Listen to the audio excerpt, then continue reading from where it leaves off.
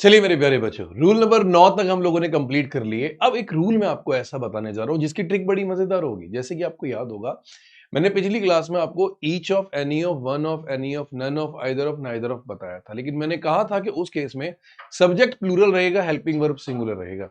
अब ये वाला पॉइंट जो आपकी स्क्रीन पे लिखा है, रूल नंबर 10, अगर आप इसको ध्यान से देखेंगे तो इस क्वेश्चन के अंदर आपको एक बड़ी प्यारी सी चीज मिलेगी। क्या? कुछ स्पेसिफिक वर्ड्स जैसे plenty of, deal of, rest of, some of, most of, variety of, percent of, lots of, a lot of और two thirds of.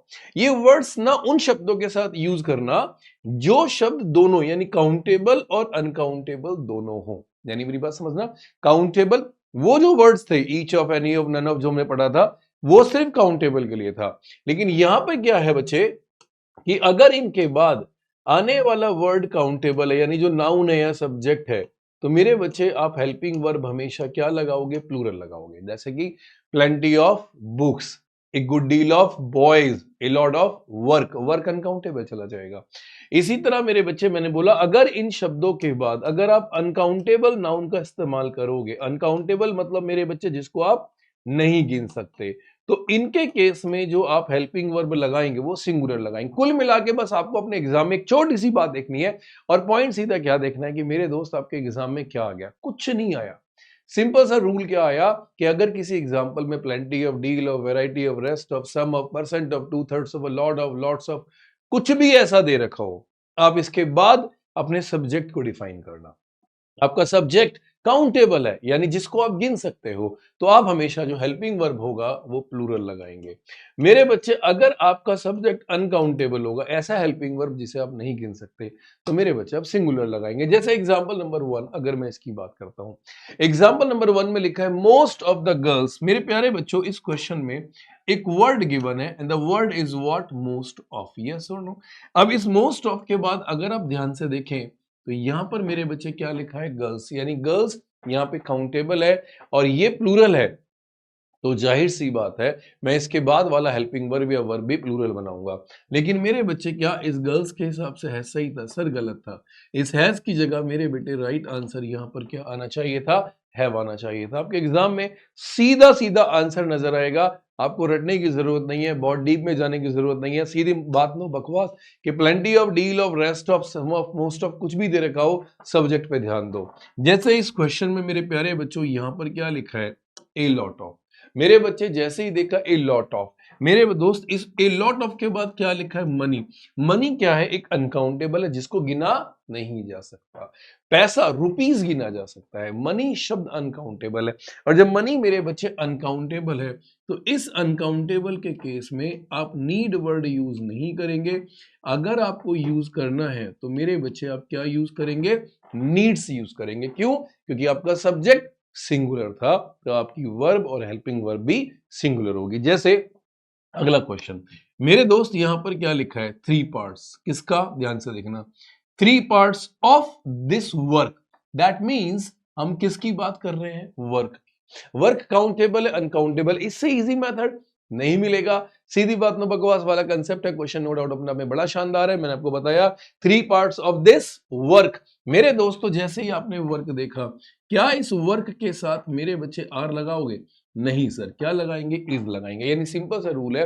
Rule number 10 कुछ नहीं है, बहुत सिंपल सा कंसेप्ट है। बस आपको एक बात ध्यान रखनी होगी कि अगर किसी भी एग्जांपल में आपको ऐसे वर्ड्स मिलते हैं जहां पर plenty of, deal of, rest of, most of, some of, a lot of, lots of, two thirds of या परसेंटेज ऑफ, दो बातों का ध्यान रखना है कि इसके बाद आने वाला सब्जेक्ट क्या है। काउंटेबल यानी जिसे आप गिन सकते हो तो हेल्पिंग वर्ब प्लूरल लगा देना। अनकाउंटेबल तो मेरे बच्चे जिसे आप नहीं गिन सकते तो हेल्पिंग वर्ब सिंगुलर लगा देना। जैसे वाटर, मिल्क हो गया, आप अनकाउंटेबल में रखेंगे। बॉयज, गर्ल्स, स्टूडेंट्स हो गया, आप काउंटेबल में रखेंगे। जाहिर सी बात है रूल नंबर 10 आपको समझ आ गया होगा। Now come to the point, rule number 11। दो सिमिलर वर्ड ऐसे जो अक्सर कंफ्यूज करते हैं, एक मैनी ए और एक ए मैनी। अगर मैं इसके हिंदी मीनिंग को बताऊं तो शायद बहुत ही माइनर डिफरेंस होगा, लेकिन यहां पर आपको एक बात दिमाग में रखनी होगी मेरे दोस्तों। अगर कहीं पर मैनी ए आ गया, मैनी ए का मतलब होता है हर एक। अगर मैं वर्ड की बात करता हूं, इसकी पहचान मैं बताता हूं मेरे बच्चे। देखो जनरली मैनी वर्ड हमेशा प्लूरल होता है, हमेशा प्लूरल होगा और मच सिंगुलर होगा। लेकिन यहाँ मैनी ए और ए मैनी में क्या फर्क है? तो जो नियरेस्ट वर्ड होगा, जैसे यहाँ ए नजदीक है और यहाँ पर मैनी नजदीक है, आई रिपीट माई वर्ड्स, जो नियरेस्ट वर्ड मेरे बच्चे यहां पर गिवन होगा, बस आप उसके हिसाब से सारी चीजें फॉलो करेंगे। अगर मैनी पहले और ए बाद में लिखा है, लाइक मैनी ए लिखा है, अगर मैं इस वर्ड की बात करता हूं कि दोस्तों आपने पहले क्या लिखा, मैनी, फिर क्या लिखा, ए। अच्छा, ये ए नहीं, ये मैनी ए एन भी हो सकता है, ये मैनी ए नहीं, मैनी एन भी हो सकता है, क्योंकि नाउन पे डिपेंड करता है। तो इसके केस में आप जितनी भी चीजें हैं, सब्जेक्ट हो या हेल्पिंग वर्ब हो, वो सब की सब कैसे यूज करेंगे मेरे बच्चे? सिंगुलर, क्योंकि आप ए के अकॉर्डिंग फॉलो करेंगे। लेकिन अगर सवाल में ए मैनी आ गया, यानी मैनी वर्ड बाद में आ गया, तो इसके केस में जो सब्जेक्ट होगा या हेल्पिंग वर्ब होगा मेरे बेटे, वो सब का सब यहां पर क्या बन जाएगा? प्लूरल बन जाएगा।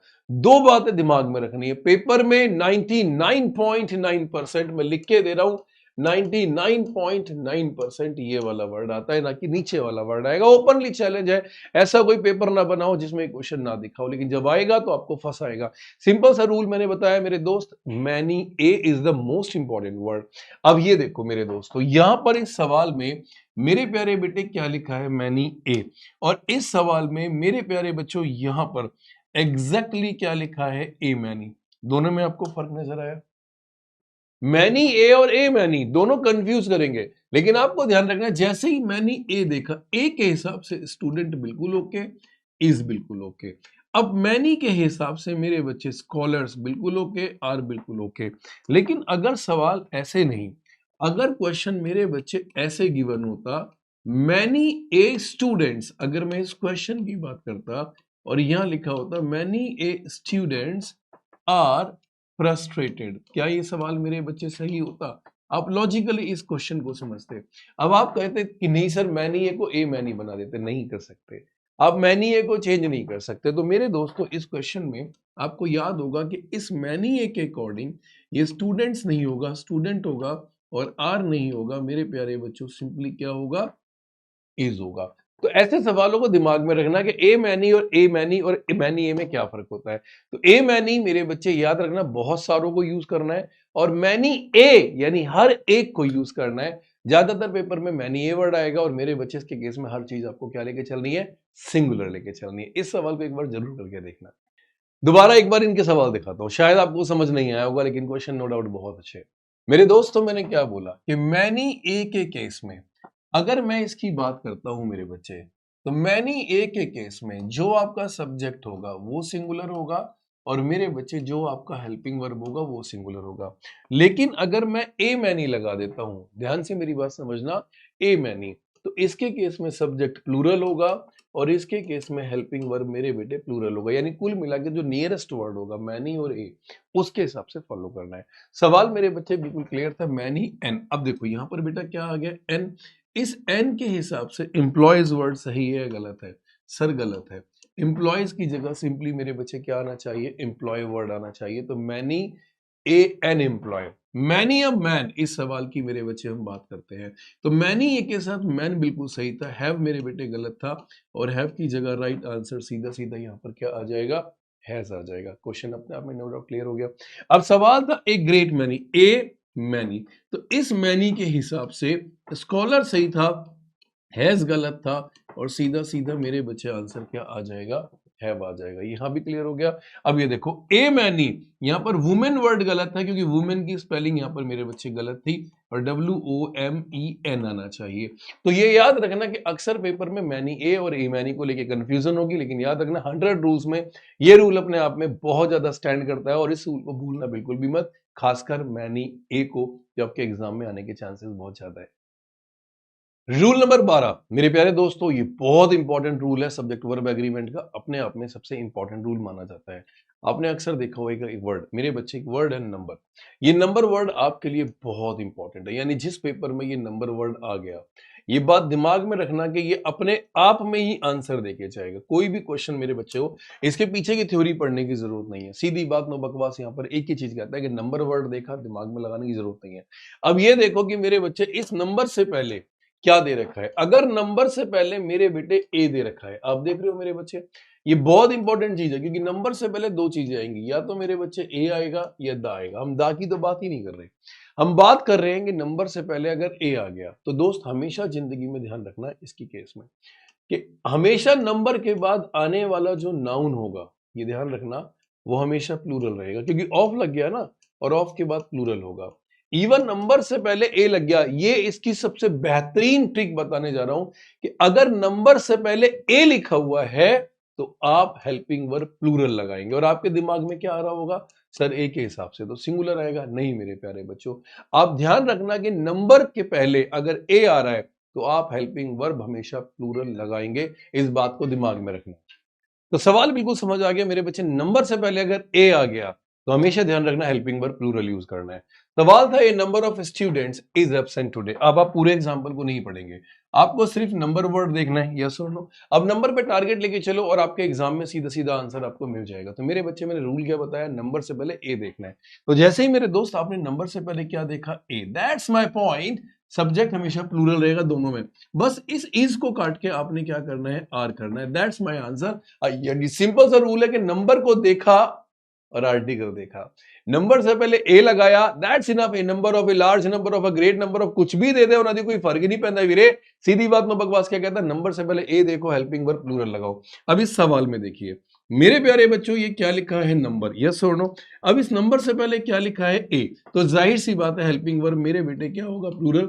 इसकी जगह क्या आएगा, आर आ गया। लेकिन अब इसी केस का उल्टा है, आप ये सोचोगे यार ए तो हमेशा सिंगुलर लेके चलता है, नहीं, ये रूल ही ऐसा चलता है मेरे बच्चे। इसके डीप में जाओगे तो पागल हो जाओगे, नाउन आर्टिकल दोनों पढ़ने पड़ेंगे। लेकिन मैं सीधी बात में बकवास कह रहा हूं, सिर्फ ये ध्यान रखना, नंबर से पहले दो आर्टिकल आएंगे, ए और द, एन नहीं आएगा क्योंकि वॉवल्स है मेरे बच्चे। जब ए और द आ गया तो दो आर्टिकल तो बहुत ईजी तरीके से याद हो जाएंगे। अगर आर्टिकल ए आता है, हेल्पिंग वर्ब हमेशा प्लूरल होगा, लेकिन अगर आर्टिकल द आया तो क्या करोगे। ऐसे सवालों को करने के लिए यहां पे लॉजिक को समझना होगा। मेरे प्यारे दोस्तों, यहां पर देखिए, यहां नंबर लिखा है, यस और नो। हर एक क्वेश्चन में अगर आप ध्यान से देखोगे तो यहां पर भी मेरे प्यारे बच्चों क्या लिखा है, नंबर वर्ड लिखा है। अब नंबर वर्ड यहां पर किसको डिफाइन करेगा, क्वेश्चन यहां पे क्लियर है। नंबर से पहले क्या लिखा है, दा, नंबर से पहले क्या लिखा है, दा, नंबर से पहले क्या लिखा है, दा। पढ़ने की जरूरत नहीं है। अगर नंबर से पहले दा लिखा है, देखो सब्जेक्ट दो, दोनों ही केसेस में मेरे बेटे प्लूरल आएंगे, इसमें तो कोई दो राय नहीं है। लेकिन अगर मैं बात हेल्पिंग वर्ब की करता हूं तो मेरे दोस्तों, इसका जो हेल्पिंग वर्ब होगा वो हमेशा ध्यान रखना, वो सिंगुलर यूज होगा। यानी सिंपल सा रूल है कि अगर नंबर से पहले मैं दा का इस्तेमाल करता हूं तो जो हेल्पिंग वर्ब होगा मेरे प्यारे भाई, वो हमेशा सिंगुलर आएगा। सवाल बिल्कुल क्लियर है, रटने की जरूरत बिल्कुल भी नहीं है। सीधी बात में बकवास क्या कहता है, क्वेश्चन पे फोकस करेंगे। आपने सीधा देखा, मेरे प्यारे बेटे ये क्या लिखा है, द नंबर। मेरे प्यारे बच्चे ये क्या लिखा है, द नंबर। मेरे प्यारे बच्चे ये क्या लिखा है, द नंबर। अब यहाँ पे कंसेप्ट बिल्कुल क्लियर कहता है कि अगर आप नंबर से पहले दा लगा रहे हो, सब्जेक्ट दोनों प्लूरल रहेंगे, हेल्पिंग वर्ब सिंगुलर रहेगा, बिल्कुल सही है। नंबर से पहले दा लगा रहे हो, सब्जेक्ट प्लूरल होगा, लेकिन हेल्पिंग वर्ब मेरे बेटे कैसा होगा, सिंगुलर होगा। यस और नो। नंबर से पहले मेरे बच्चे क्या लगा रहे हो, दा लगा रहे हो, सब्जेक्ट प्लूरल होगा, हेल्पिंग वर्ब मेरे बच्चे कैसा होगा, सिंगुलर होगा। तो अब आपके दिमाग में ये बात समझ आई कि अगर आपके एग्जाम में नंबर वर्ड कहीं भी नजर आता है, उससे पहले दो आर्टिकल आने चाहिए, ए और दा।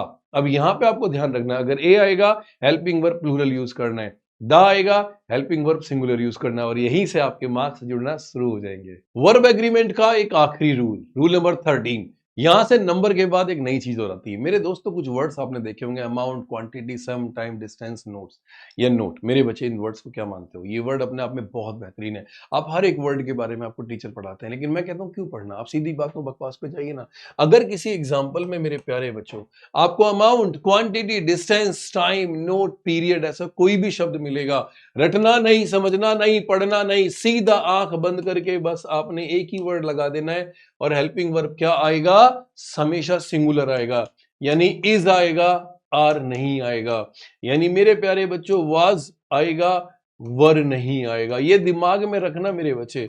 यानी सिंपल सा रूल है, हैज आएगा मेरे दोस्तों, हैव नहीं आएगा। यानी ये वर्ड अपने आप में वर्ब एग्रीमेंट में इतना बेहतरीन एग्जांपल बनाएंगे कि आप फंसते चले जाओगे। लेकिन मैं कहता हूं कि रटने की जरूरत नहीं। आप 5 किलोमीटर का डिस्टेंस तय करो या 5000 किलोमीटर का डिस्टेंस तय करो, डिस्टेंस एक ही माना जाएगा, हेल्पिंग वर्ब सिंगुलर। मेरे बच्चे आप 10 घंटे टाइम स्पेंड करो या 12 घंटे स्पेंड करो, टाइम एक ही माना जाएगा। यहां सवाल यही उठता है मेरे दोस्तों कि आप क्वेश्चन को कैसे करेंगे। जैसे स्क्रीन पे मैंने क्या बोला था, amount, quantity, time, distance, period, note, कभी भी आ जाए हमेशा हेल्पिंग वर्ब सिंगुलर।